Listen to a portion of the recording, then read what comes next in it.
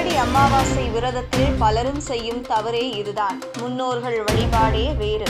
அமாவாசை விரதங்களிலேயே மிகவும் விசேஷமான விரதம் என்றால் ஆடி அமாவாசைதான். இந்த அமாவாசை முன்னோர்களுக்காக இருக்கப்படுவது என்று பலருக்கும் தெரியும்.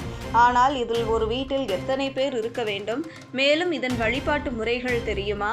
பலரும் இதை தெரிந்து கொள்வதில்லை. முக்கியமான விஷயம் என்னவென்றால், முன்னோர்கள் ஆடி அமாவாசை வழிபாடு செய்ததை வேறு, அதை தெரிந்து சரியாக வழிபட்டால் அதன் பலன் நிச்சயம் கிடைக்கும்.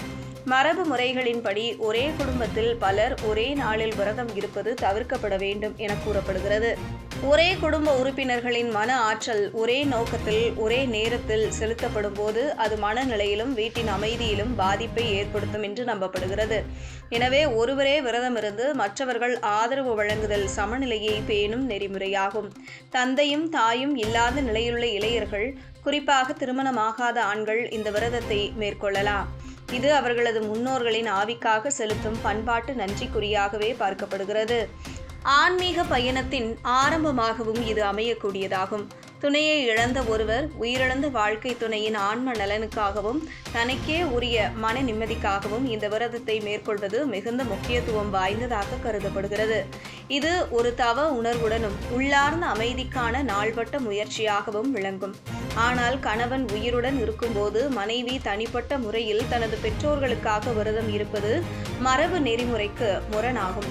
திருமண பந்தத்திற்கு பின் மனைவியின் ஆன்மீக பயணமும் குடும்ப ஒழுங்கும் கணவனுடன் இணைந்து செல்லும் வகையிலேயே அமைய வேண்டும். தனித்து மேற்கொள்ளப்படும் விரதம் குடும்ப ஒற்றுமையில் பிளவை ஏற்படுத்தக்கூடியதாக கருதப்படுகிறது.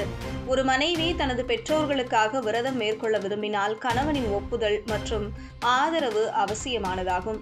இது திருமண உறவின் பரஸ்பர மரியாதையையும் வாழ்க்கை ஒழுங்கினையும் நிலைநாட்டும் நெறியாகும். இத்தகைய மரபுகள் ஏன் உருவாக்கப்பட்டன என்பதை கேள்வியாக கொள்ளக்கூடியோர் இருக்கலாம். ஆன்மீக வழிபாடுகள் என்பது மனநிலையும் குடும்ப ஒழுங்கும் இணைந்த செயலாகவே அமைய வேண்டும். தனிப்பட்ட உணர்வுகளை கடந்து ஒருங்கிணைந்த ஒழுக்கத்துடன் நிகழும் போதுதான் அதன் விளைவுகள் சிறப்பாக அமையும். ஆகையால் ஆடி அமாவாசை விரதம் மேற்கொள்வதற்கு முன் உங்கள் குடும்ப சூழ்நிலை, உறவுகளின் வலிமை மற்றும் உள்நிலை ஆகியவற்றை பரிசீலித்து தெளிவான முடிவுடன் நெறிகளை பின்பற்றும் போது அந்த விரதத்தின் ஆன்மீக பலன் முழுமையாக கிடைக்கும்.